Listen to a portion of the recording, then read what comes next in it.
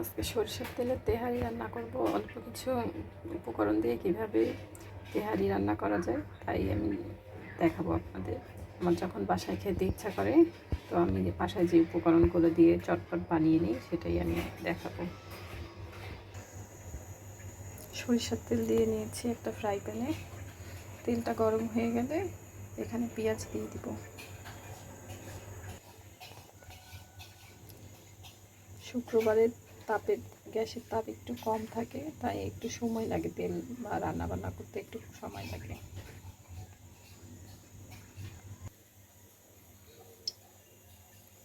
পেঁয়াজ দিয়ে দিচ্ছি।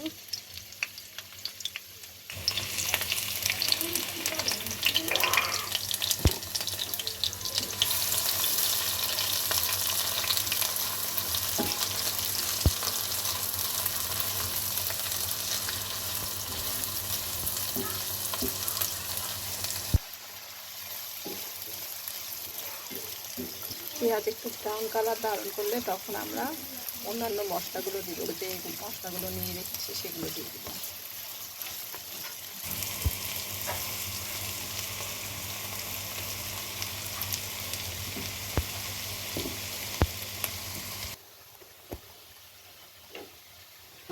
গরম মশলাগুলো দিয়ে দিচ্ছি। গরম মশলার গন্ধ একটু ছড়িয়ে যাওয়ার পরে আমি আদা রসুন বাটা দিয়ে দিব 1 চামচ করে। আমি খুব অল্প পরিমাণে মাংস এবং চাল নিয়েছি, কারণ সব সময় তো আর অনেকগুলো রান্না করা হয় না, বাসায় আমরা 2-3 জন মানুষ খাই। তো সেক্ষেত্রে অল্প কিছু অ্যামাউন্ট দিয়ে কীভাবে রান্না করা যায় সেটাই আমি আর কি আপনাদের দেখাচ্ছি। মাঝে মধ্যে খেতে ইচ্ছা করে, কিন্তু তখন বেশি রান্না করলেও তো আবার সমস্যা, বেশি খাওয়াও যায় না। আজকাল নানা রকম অসুখ বিসুখ, ডায়েট প্রবলেম হয় মানুষের। আমি 250 গ্রামের মতো মাংস নিয়েছি এবং 3 কাপ আমাদের রাইস কুকারের যে পট আছে সেই পট দিয়ে 3 পট চাল নিয়েছি।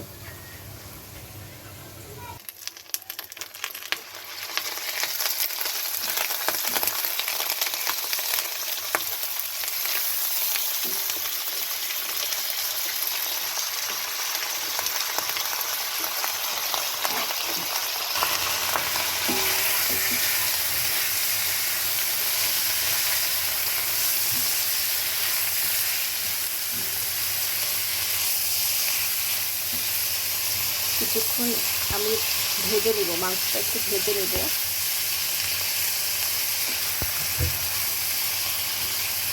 মাংস টুকরোগুলো আমি অনেক বেশ খানিকটা ছোটো করে নিয়েছি।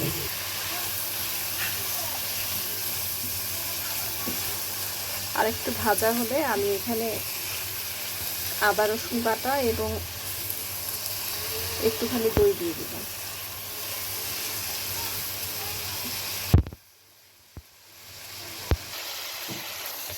যেহেতু এখন আর কোনো কিছু হাতে বাটা হয় না, একটু পানি মিক্স করে মিক্সিতে করে আদা এবং রসুন বাটা হয়, তাই পরিমাণে একটুখানি বেশি দেই। যেটা 1 চামচ দেওয়ার কথা সেটা হয়তো 1.5 চামচ, যেহেতু পানি থাকে সে 1.5 চামচ দেওয়া হয়। এখন একটু দই দিয়ে দিচ্ছি।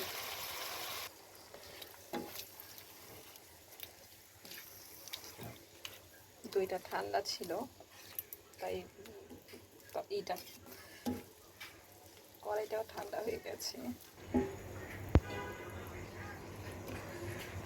লাল মরিচ, কাঁচামরিচ আর কি, কাঁচামরিচ কিন্তু লাল দিয়ে দিলাম। আমি এখানে লবণ দিইনি, এখন লবণ দিয়ে দিব। 1.5 চামচের মতো লবণ দিয়ে দিলাম। এখন আমি এখানে 1 কাপ পানি, 2 কাপ পানি দিয়ে দিব। 1 কাপ তো না, 2 কাপ পানি দিব। দিয়ে এটা আমি একটু ফুটিয়ে নিব। ফুটিয়ে নিয়ে যখন পানিটা গরম হয়ে যাবে, ঝোলটা গরম হয়ে যাবে, তখন আমি এটা প্রেসার কুকারে 3টা থেকে 4টা শীষ নিয়ে দিয়ে নিব, কারণ অনেকক্ষণ ধরে রান্না করার সময় আমার এখন নেই, তাড়াতাড়ি সব কিছু করতে হবে। তো এক্ষেত্রে আমি এরকম করেই করি।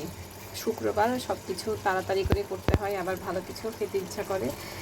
তো এইভাবে করলে জিনিসটা সহজও হয় আর মোটামুটি খেতে খারাপ লাগে না, রেস্টুরেন্টের স্বাদই পাওয়া যায় মোটামুটি। যদিও মাংস থেকে পানি বের হয়েছে, তারপরেও আমি দিলাম পানি, আর একটু দিয়ে নিচ্ছি।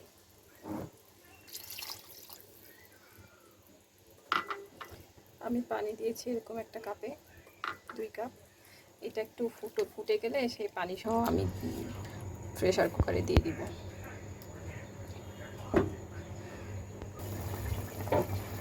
এখন পানি ফুটে গেছে, এই অবস্থায় আমি এটা প্রেসার কুকারে দিয়ে দিব। এখন আমি প্রেসার কুকারে দিয়ে দিয়েছি।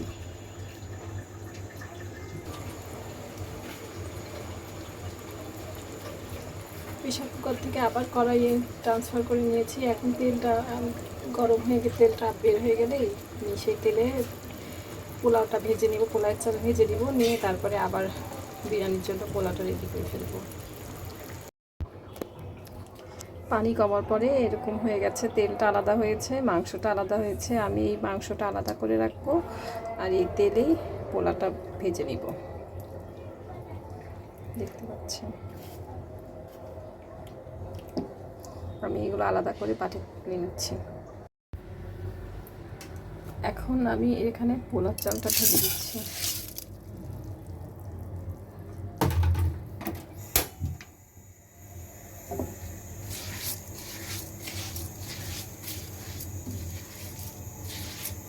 এটা কিছুক্ষণ ভেজে নিব।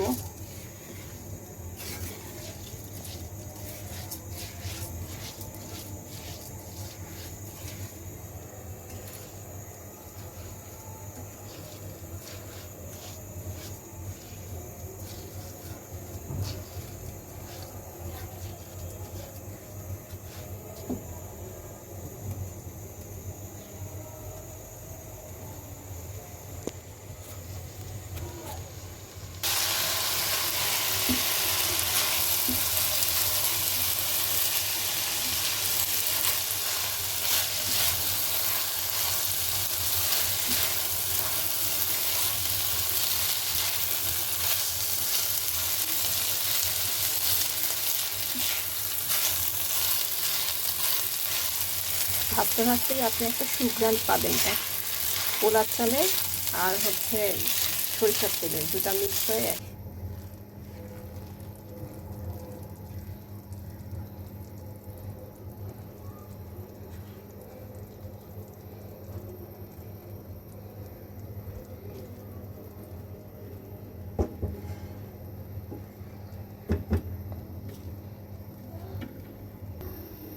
আঁচটা একদম কমই রেখে এটা দমে রেখে দিবেন। আমি এখানে একটা ফুটা আছে পাত্রে, সেটা বন্ধ করার জন্য কাপড় দিয়ে দিয়েছি। এভাবে আমি 10 মিনিট রেখে দিব।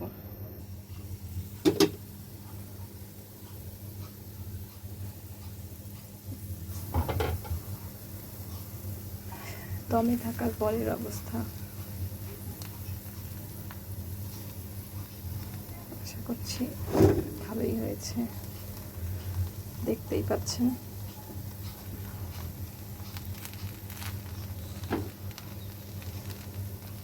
পরিবেশন করার জন্য আমি এগুলো এখন তুলে ফেলছি। রেডি হয়ে গেছে পরিবেশনের জন্য বিরিয়ানি।